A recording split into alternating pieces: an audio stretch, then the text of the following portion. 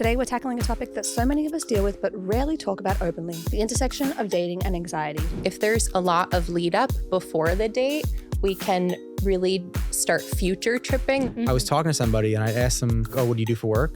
And she said, you asked me that yesterday?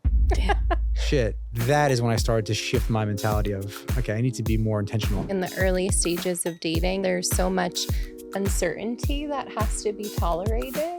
When it comes to uncertainty, you really have two choices, right? You can let it scare you or you can let it excite you.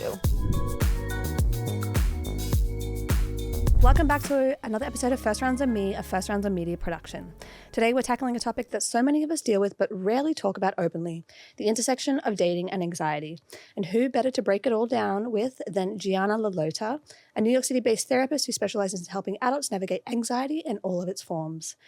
In this episode, we're breaking down why anxiety is so common, the subtle ways we sabotage our own love lives, and how perfectionism, social media, and modern dating culture might be holding us back. Gianna, welcome to the show. Thank you so much. I'm so excited to be here. We're so excited to have Gianna's you. helping me already. Already? I'm definitely taking you up on that offer of my flight anxiety. If you and I had met on a flight, we wouldn't be here. You don't think so? No, because you had dating anxiety or just anxiety in general, and I had flight anxiety. So that would have been a disaster. Maybe we would have related because of like the vibration Maybe, we were operating on. Anyway, would have we understood digress. each other. So we like to start the podcast by asking every person this. Are you single? Are you dating? Are you married? What's going on? I'm engaged, actually. You are engaged. Congratulations. Yeah, thank you so much. How long have you and your human being been married? Or sorry, dating each other? We've been together for 7 years now. Yeah, so we got engaged over the summer and then getting married in September of this year. So I have two questions. Yeah. First question is, how'd you guys meet? We met on Bumble. Amazing. Yes. As everybody knows, Hannah and I met on Hinge. How did it play out? Because 7 years ago, Bumble was still fairly new. It was, yeah. So we didn't really share that at the time, that was how we met, because I feel like it wasn't spoken about as much then, even though it was very much happening, especially in New York, in the city. But yeah, it all happened very quickly. I don't think either of us were necessarily looking for a very serious relationship, but that's what it has turned into over the years. And I think that's always what I say I appreciate about it, because I have a lot of like girlfriends who are single and feeling a lot of pressure to find someone, and that's intense. So I appreciate that we met at that time, because it allowed it to just unfold like naturally and organically. And I would not have expected that we'd be getting married if you had told me that 7 years ago. Really? Yeah. Oh, that's so exciting. How long did you guys talk on the app? And you had to make the first move. What was the first move on Bumble? I think I never tried too hard with the messages. I think I was just like a hi and maybe an emoji, like a smiley face. And that was Love that. Yeah. Keep it simple. Simple and sweet, to the point. And did you guys talk for a while? No, I don't think so. I think beforehand, I was never a big fan of like the back and forth before the date. I was always more so like, let's go on the date and just, assess things in person. I feel like I'm better able to read people that way as opposed to like all the back and forth before. We feel the exact same way. Yeah. So I don't know how familiar you are with the app, but forget the features or the way the app works. I'd love to get maybe like a professional perspective of why it's better to do what you just said, to meet in person and feel the vibe or the energy, as opposed to figuring it out through text. In particular, to do with like anxiety and the dating anxiety that people have going on nowadays. Yeah. Well, I think it gives you a chance to really see how you feel being in someone's presence. Like nothing can really replicate that when you're just texting or speaking on the phone or via FaceTime. Like you can really get a true feel for a person when you are in the same room, like sharing the same physical space. Something I also see quite a bit is like if there's a lot of lead up before the date, we can really start future tripping. That's what I call it anyway, right? We kind Love of that word for it. Yeah, we kind of make up all of these ideas in our head about how this person is going to be or what the relationship might be like. And I think that pulls us out of reality a little bit and keeps us from actually assessing how we maybe truly feel about a person. Do you think there's any like red flags that perhaps like super evident that people are using dating apps in the wrong way? Any red flags in terms of people using dating apps the wrong way? I think if anything, it just creates this kind of mentality of the grass always being greener on the other side. Like there's no shortage of potential people that you could be matched with on the app. So it's very easy to get into this mentality of, oh, there's maybe someone better out there, and creates this kind of, I think, phenomenon where we're looking for this absolutely perfect, ideal person. I love that. So future tripping. Future Tripping. Future tripping. I love that. Yeah. I say that, but not as well as you say. Not as eloquently. Yeah, because the reason I don't like it is because you make in your head you're going to make somebody flawless because that's what you want, and then when you see a flaw, it's like, oh, I didn't realize that this person's going to have flaws, and like that's not fair. Yeah. But what was I going to say that had to do with that as well? I don't know. Keep going. But I'll think about it. All right. Well, I was about to say, like, all of those things that you said, I think, like, people have. Oh. I remembered. Sorry, I have a lot of brain farts on the podcast. I remember when I was using dating apps the wrong way, and I caught myself. I was talking to somebody, and I asked them kind of like what maybe like, oh, what do you do for work? And she said, you asked me that yesterday. And I was like, damn, shit.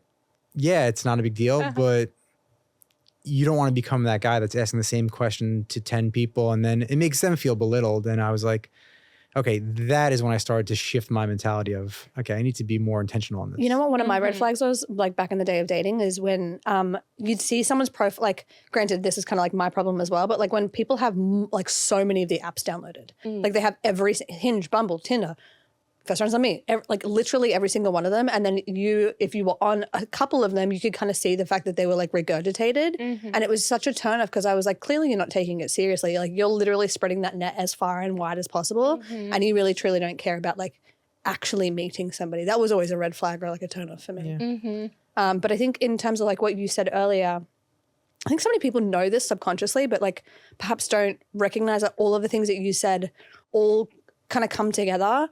But do you think that, like, what do you think ties anxiety and dating so closely together? I know it's a very broad question, but like. Sure. Yeah. Well, I think one of the things that comes up, especially in the early stages of dating, is that there's so much uncertainty that has to be tolerated, right? We don't know what a person is thinking or feeling about us. We don't know how the first date will go, how the second or third date will go, like what the relationship will turn into. All of this is uncertain. And for those that struggle with anxiety, just in general, uncertainty can be a massive anxiety trigger if you don't have the skills to like properly cope with that.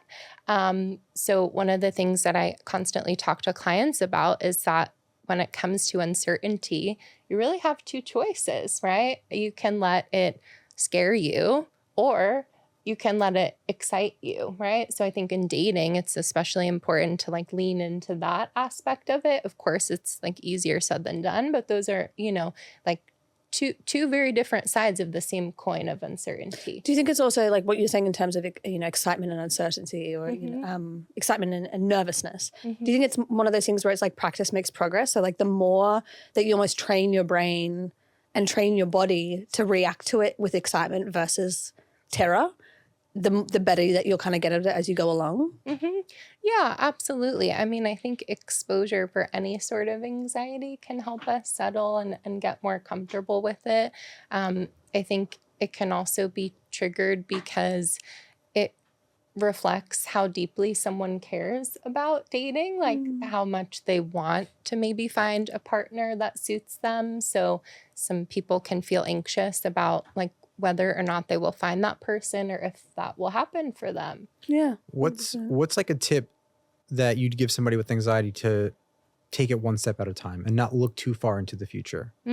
Yeah, I think you said it well right there, right? But is there something that they could actually, because, I'm just saying words, but if you were talking to somebody that was like, I had a really great first date and my mind is starting to think about marrying this person, how do I just slow down? Yeah. So I specialize in CBT, cognitive behavioral therapy, as well as mindfulness. So in CBT, like part of that cognitive work is just recognizing when your mind goes somewhere, right? Like what the contents of your thoughts actually are. So noticing when your mind jumps ahead in that way, because that can absolutely happen without us even realizing it. It's just so automatic. So the first step is the awareness and the recognition of that. And then naming that, like, oh, I notice myself jumping ahead, and doing that without judgment, right? Mindfulness, I think the piece of it that gets missed quite a bit is that it is non-judgmental awareness. So just recognizing your mind going there and realizing it's maybe coming from a part of you that's either fearful or excited, and then getting really clear about like, okay, is it serving me to entertain these thoughts or not, right? Yes or no. And if no, then I mean, there's so many different grounding practices or mindfulness practices, things we can do to help bring us back to the here and now, to our bodies, to our breath in this moment. I love what you said about non-judgmental self-awareness or awareness, because I think that I've struggled with like pretty severe anxiety and depression my entire life, ever since I can remember, really. And I have spent years and years collecting all these tools in my toolbox to be able to ensure the fact that I can kind of like go along my life in a seamless way. And I will say, marrying somebody who has a very good equilibrium of mind, not to say that you don't get stressed out or don't get anxious, it's just like he has the ability to be able to, the beautiful self-talk, right? Very non-judgmental self-talk. And so there's something about anxiety in particular when it comes to dating, because as you said, like people care so much that when you start to have these like, it's like, why is my brain going so far ahead? Like, we'll use that as an example. And then you get so frustrated at yourself. And then it starts this like downward spiral. So to always remember that all of the the self-talk should be non-judgmental. It doesn't necessarily, you don't have to start off as kind automatically, but like work your way up to that. I think that's really beautiful advice. Yeah. I love that. You belong on Jay Shetty. Have you been on Jay Shetty yet? No, but let's manifest that. 1,000%. That's Joe's dream. I love the fact that you manifested that for Well, somebody John else. is way ahead of the curve. I know, but I love the Shetty fact before that me. I think that's really kind that you manifested that for somebody else. Well, that's actually funny you said that. So how does somebody balance manifesting versus not jumping too far ahead? Because manifestation, I guess, is the positive side of jumping too far ahead. Sure. Yeah. I think it's a balance of practicing like non-attachment, right? Like having something that you want, but not clinging or attaching to it so tightly. I think it is asking us to like lean into trust and surrender, which is difficult to do. Wow. Yeah, trust and surrender. I mean, surrender, especially in today's day and age. Like, I feel like, do you find like a crossover between like perfectionism and anxiety? Oh, yes. Right? Time. Yep. You So can help many. Hannah with that. Yes. So many of my clients, struggle with both, as do I. Yeah. Yeah. Mhm. Do you deal with anxiety yourself? Have you dealt with it in your life? And Yes. Yeah. So I mean, I first got into being a therapist because of my own experience as a client. I think any good therapist will tell you that. So for me, it was, very intense depression at periods in my life and anxiety as well, always being someone that's very high strung. And for years, I always say this, I thought it was more like my personality, right? Being someone that is very type A, perfectionist, high strung, always has to be on the go and doing, until I realized, oh, this is a lot of anxiety talking. What's your partner like?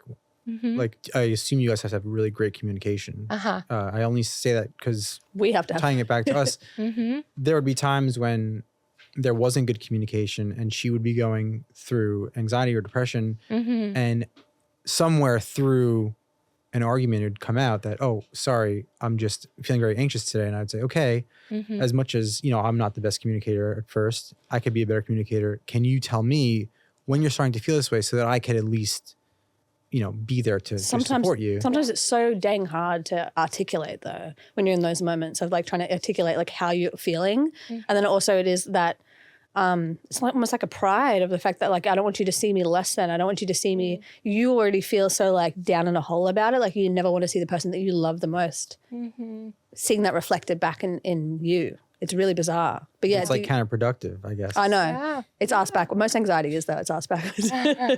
Yeah, it is. I mean, it's so challenging, right? Because allowing your partner to see you when you are in that kind of state is so incredibly vulnerable, right? Like we worry about how we'll be received in those moments, right? Whether the other person has the ability to show up for us in those moments, have empathy, and be non-judgmental.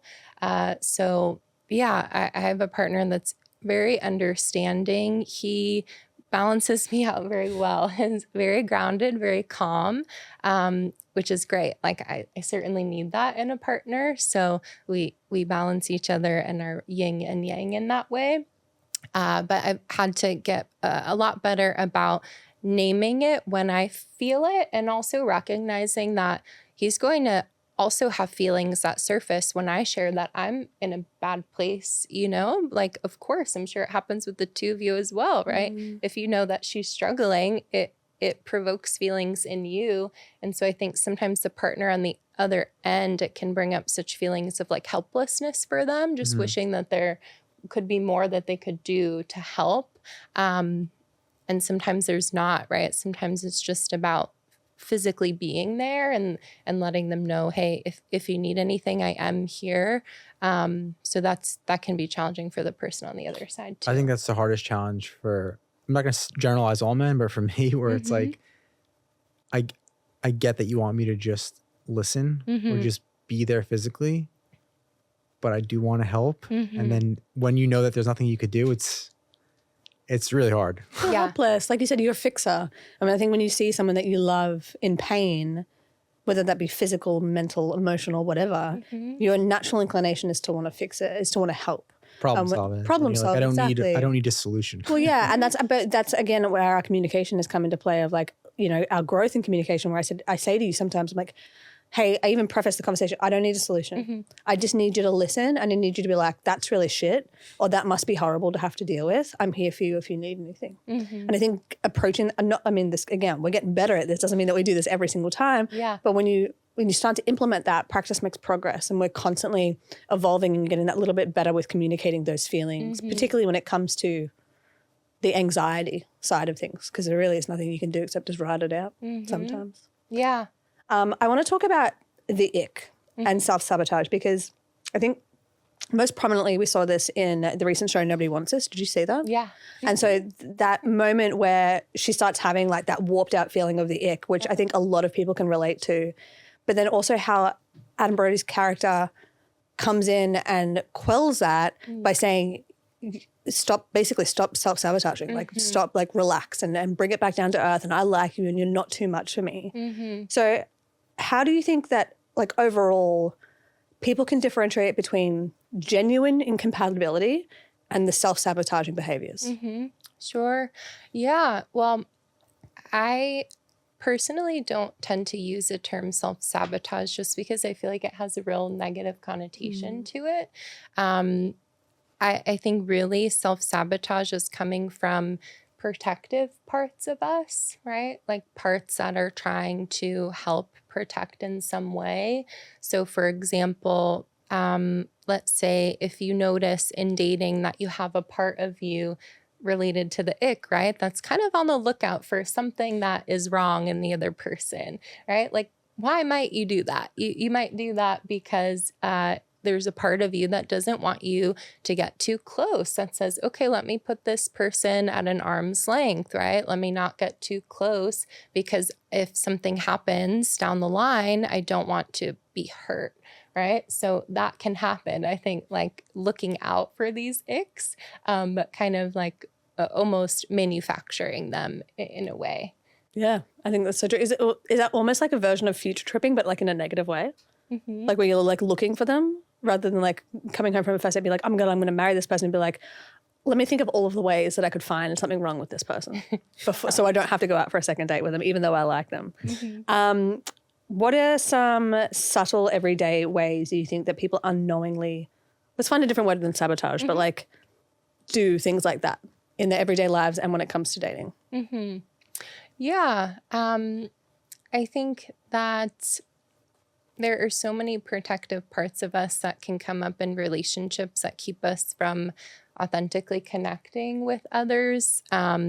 Something I've seen quite a bit recently is like almost the facades, right, that we put on, the masks that we put on, like the parts that we play to try to win someone over, if you will, right? Like maybe playing the part of like the cool girl or cool guy, like feeling like you have to do that, right? So like that, again, is a form of self-sabotage, right? Keeping the person from getting to know you, right? But again, it's coming from a protective place, right? A place of like fear, right? Of like not wanting them to maybe see your vulnerable or true self. How do you think people can kind of be aware of those behaviors in the moment and take a moment to try to push past them or push them to the side?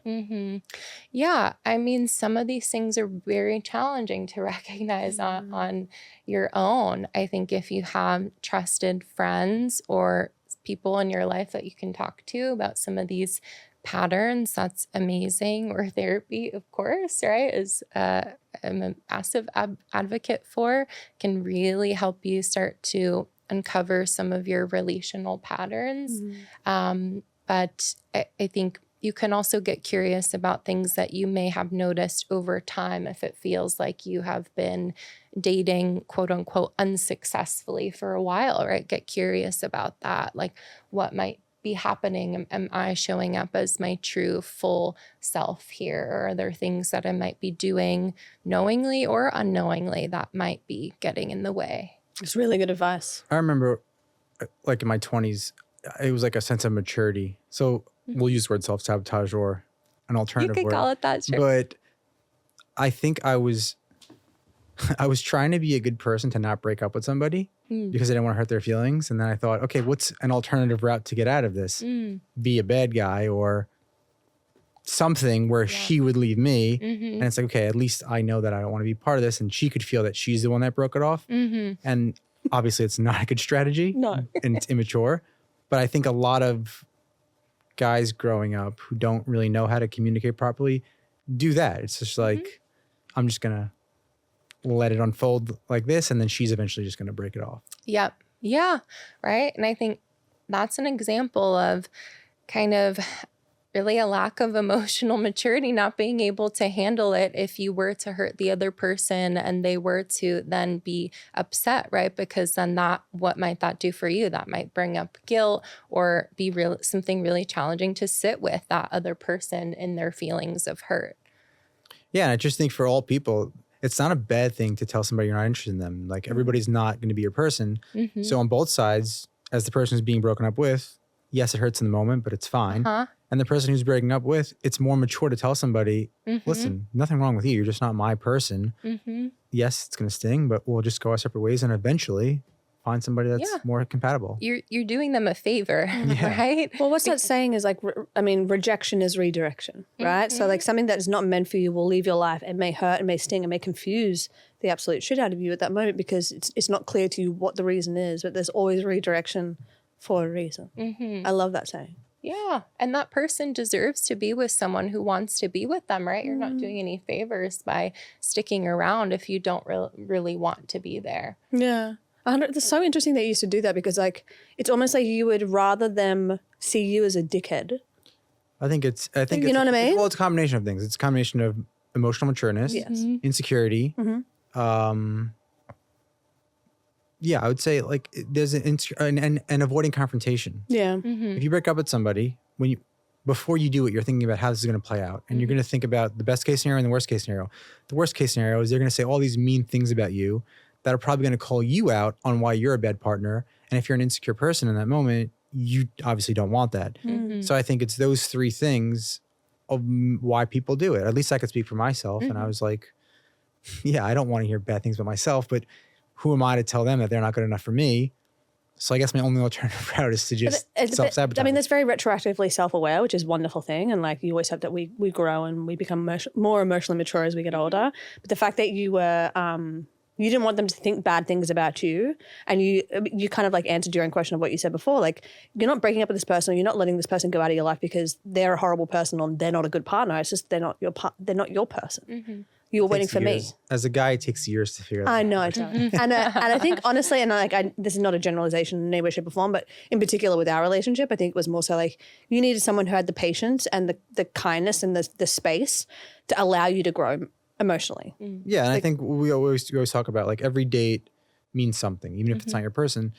A few of the people I went out before her kind of put me on the spot to be more communicative if they weren't a good fit for me, and said like, instead of self-sabotaging, just tell me that you're not my person. And I did that. And I was like, oh, wow, this feels really good and mature. And when we would start to get into, issues, I would be super communicative, not as I am now, but I think if I hadn't gone through those 3 or 4 previous people before her, I would have never even been close to being able to communicate with her at all. So that's a perfect example of the fact that you learn something from everybody, right? Yeah. Even if they're not your person, you get these little bits and bobs that will inform you for either the major relationships in your life or the be all and end all, which is whatever version of marriage and children that you decide. You spoke on something interesting earlier about like masks, the masks that people put on. And I think there's no more broad mask that people kind of exist within than social media, right?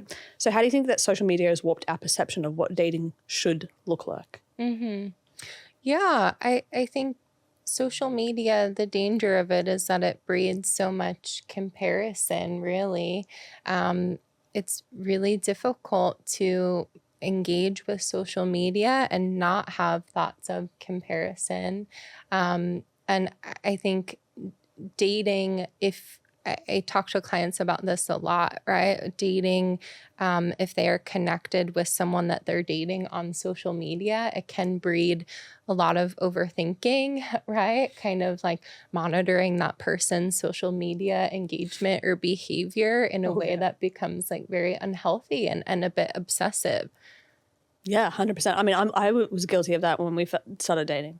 I think I was guilty. I think every person has been guilty of that in some way, shape, or form if they really like somebody, because it's at your access of like, I wonder who he follows. And then you started going a deep dive and it's so mentally tough. I get it, but it is confusing because, I wasn't like that. So when we had broken up a few times, we were together and she'd just be like, why are you following so-and-so? And I'd be like, Why are you oh, looking? wow. Okay. Don't know why you care, but kind of get it. But then also I was living with a friend who was single and he was going through a breakup and he was like, oh, so-and-so looked at my story. And I was like, what does that mean? And he's just like, the story's been up for 5 minutes and she watched it. And I'm like, I don't know what that means. But obviously, as you spend more time talking about it, you realize it was the that anxiety. it's just so hyper monitoring everything. Yeah. It allows space for it, right? Like we have access to it at our fingertips to be able to search as far and wide or as little as we possibly want. And I think it just depends on like how your brain operates. Right. Yeah. And I mean, that kind of monitoring is almost like a reassurance seeking, right? Because if we are in the early stages of dating and are feeling anxious and maybe can't quite trust someone, we kind of like outsource that. And then we do all this digging and investigation to try to like quell that anxiety, but that won't help quell it, right? We have to go inward to do that. We can't rely on these like external kind of tools or these like snooping or seeing what people are up to try to quell that anxiety. What do you say to the phrase like, if you want to find something, you will?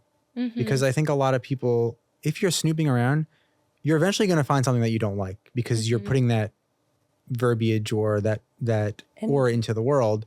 And then it's either going to be a big deal or it's going to be nothing, but you're going to find something, right? Whether they like someone's picture, whether they follow somebody. So what do you like say about if you're looking for something, you're going to find it? Yeah, I think that can be true a large majority of the time. Yeah, I don't like to speak in absolutes, right? So maybe not all of the time, but sure, right? Can happen. And I think there's a difference between, again, being anxious and thinking that might mean that your partner is doing something suspicious versus having a genuine intuition about it, right? Like an inner kind of knowing about it. And those two things feel very differently in the body, right? The anxiety will feel like a fight or flight sensation, that discomfort that we all know well, versus if it really is like an intuition and inner knowing that you have, it's going to be a lot quieter and feel like pretty neutral and calm. Love I that. love that.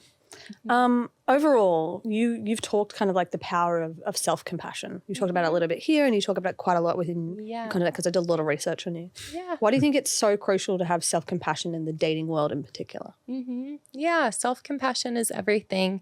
I talk about it with each and every one of my clients, and it's always one of my major goals with my clients for all of them to increase their sense of self-compassion. I think we are so incredibly hard on ourselves. We speak to ourselves so harshly and so critically, right? And I think self-compassion is needed most in moments when we're enduring some kind of suffering, right? So not beating ourselves when we're down, but being really like gentle and tender with ourselves. And so dating is hard enough, right? Amen. Like we don't need to beat ourselves up over it. It's like having compassion for how challenging it can be, like naming that and validating that. Yeah, I love that. Correct me if I'm wrong, because you're the expert, but would self-compassion and self-worth really go hand in hand, correct? So like, what do you think some small daily habits someone can implement to build self-worth in their own lives, but then how that would translate to dating? Sure.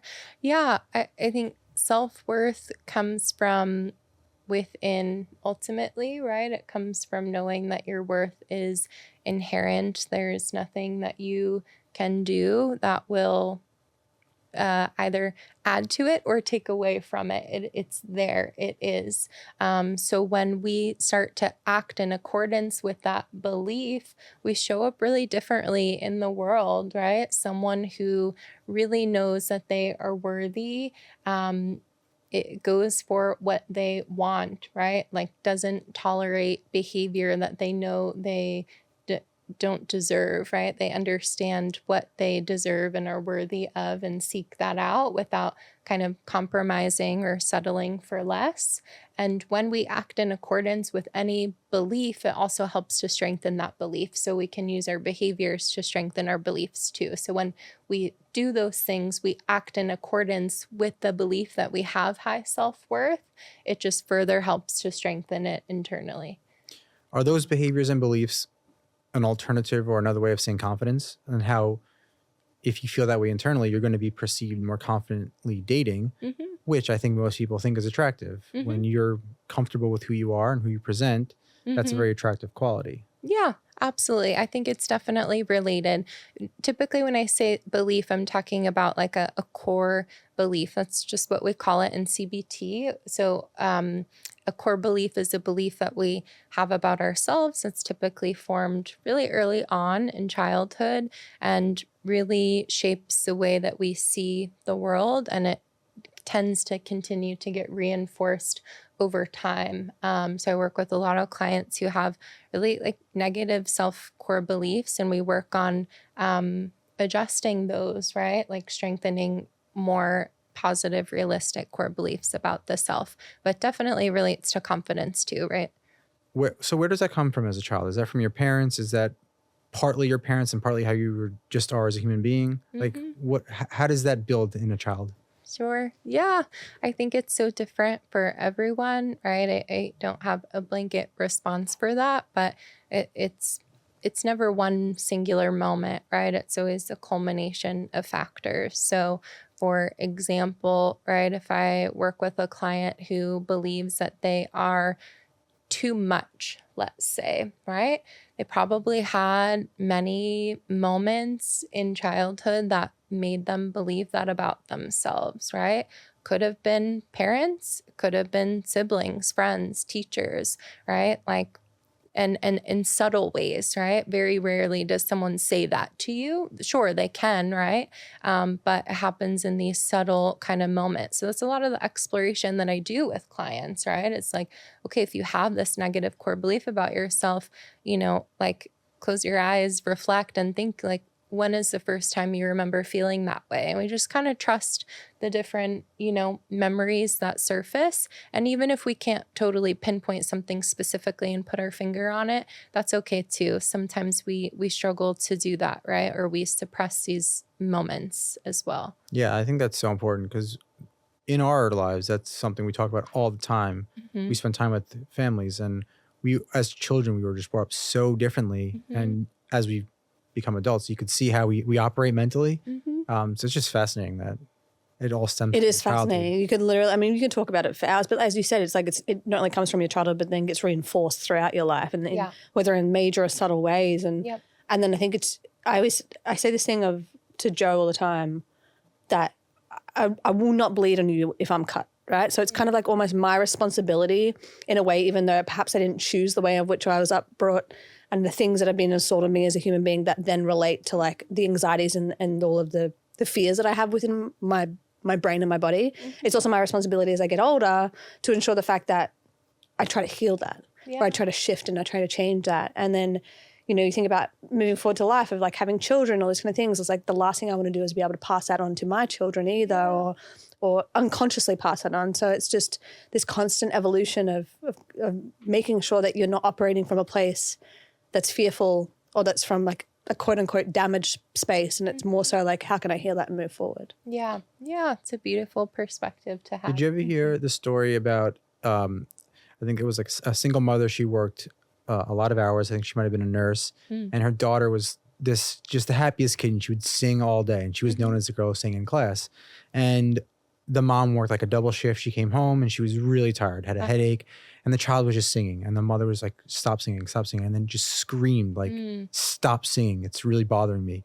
And the child just stopped. And then they went to school the next week and were really quiet.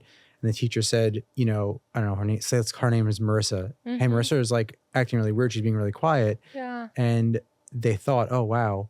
When I had made that flippant comment for her to shut up and stop singing, it changed her perspective. And she thought that she was doing something wrong. Yeah. And she lost that light and she just changed. Yeah. It's a perfect example, right? A moment like that can really stick with you. Yeah, Shows how incredible. impactful our words are. Hey, really, not only our words to others, but our words to ourselves. That's why that self-compassion and that non-judgmental self-awareness is so important. Oh my God, I've learned so much today already. We could literally talk about this for hours and hours, but I think we're going to wrap this up with a little bit of like rapidish fire, because some of the questions are going to be like easy to answer in a rapid way, but then some, because you have such a wealth of knowledge, are going to require a little bit longer answers, all right? I'm going to start with some softball. So favorite drink, time, and place for a date here in New York City, first date? Oh, gosh. I know. Or it could be your date. Okay. Okay. I'll just say anywhere downtown. Like, I'm a downtown kind of girl. Love like Soho, Nolita, that, Yep. and a bar, cocktails for a first date. So whatever you like. What do I usually go for? If it's the summer, I'm an Aperol Spritz girl. I can never get behind an Aperol Spritz. It just tastes so bitter to me for some reason, but Yeah. everybody has different taste buds. There you go. What's your take on splitting the bill? Oh, You could be honest, or you could be politically correct, whatever you want. Yeah. Well, I think in my case, I would like pretend to go for the wallet, but The reach. yeah, the reach. Do the reach. I think the reach is like so polite. It's such a polite thing to do in today's society. You know what I mean? Don't have that expectation walking in. I reached so hard. I actually insisted that I'd pay, and you're like, no. And I was like, thank you. And then you have to have like a really sincere thank you as well. Right, You know what I mean? It can't be like, oh, thanks. It's be like genuine. I really appreciate that. Yeah, I think the splitting happens maybe a few dates down the line. Yeah. That's when the balance comes into play. But I feel like that's a general consensus we get across Yeah, the like board with a lot of women. 80-20. There's a lot of women in 85-15. particular. But even who we had on the podcast a couple of weeks ago, what was her name? Bianca. Said that she was like, I don't care, I'll split whatever. She's like, but it is really lovely on that first interaction in particular that But there's that chivalry. I think Bianca was just so much more wealthy than everybody else Yeah, that that's she was just like, I'm going to pay. She was the top real estate agent Yeah, she's the top real estate New York. agent in New York and like 10th in America. Oh, and I think amazing. Yeah. she was just like, nah, I don't care. Like, I'm just gonna I was like, whatever. Uh-huh. What's your go-to affirmation for someone struggling with dating anxiety? What's something that they could say, like a phrase, a word, they could say themselves in the mirror that would just help ease it a little bit? Mm-hmm. Yeah. I think just like I'm going to take this one day, one moment, like one date at a time. Mm-hmm. I like that. I like that a lot. Don't get too far ahead of yourself. Mm-hmm. What are some quick in-the-moment coping strategies for someone who feels their anxiety creeping in before or just before a date? Like they're about to walk in, they're like, oh my God, I'm getting so anxious. Mm-hmm. Yeah.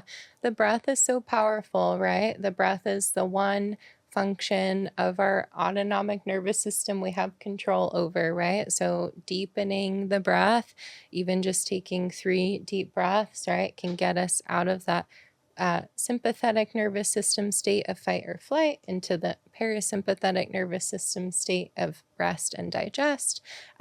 Also doing some grounding work like with the senses. So this is great if you, let's say, get to the date before your date does, right? You can like, take a seat, feel yourself seated, like see around you, see what you can take in with your senses, sight, sound, taste, touch, smell, all of that.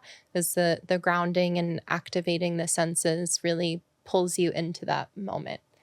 Great advice. We're going to have a lot of women showing up first for dates and just looking around, just being so calm. Breathing. It's going to be the new New York trend to this podcast. Calm dating. I love it. I love it so much. All right, 2 more. What's one piece of dating advice that you wish you had learned earlier? Let me think. I know it's a hard one. It is a hard one.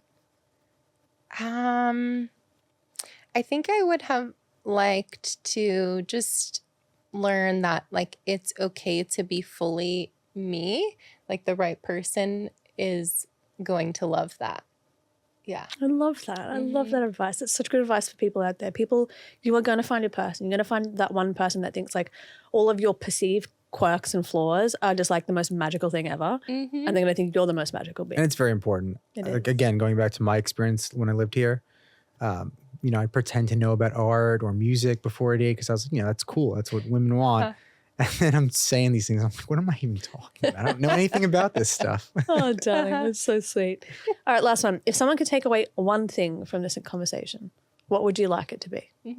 Yeah, I think to show themselves some compassion, to notice the critical voice in their minds or when they start to speak to themselves harshly, and try to be more gentle, compassionate, soft with yourself. I'm going to take that advice. You have to take it too. No, I'm already going to book my flight anxiety session. Got a new client just like that. Yeah, whatever it costs, I don't care. Truly and only because we fly so much now. I mean, you got a lot better, but he's definitely... Before we leave, I just have to tell you how bad it is. So outside of flying, I really don't care too much about things. They don't give me anxiety. When I get to an airport and we get on a plane, this has happened the last couple of flights.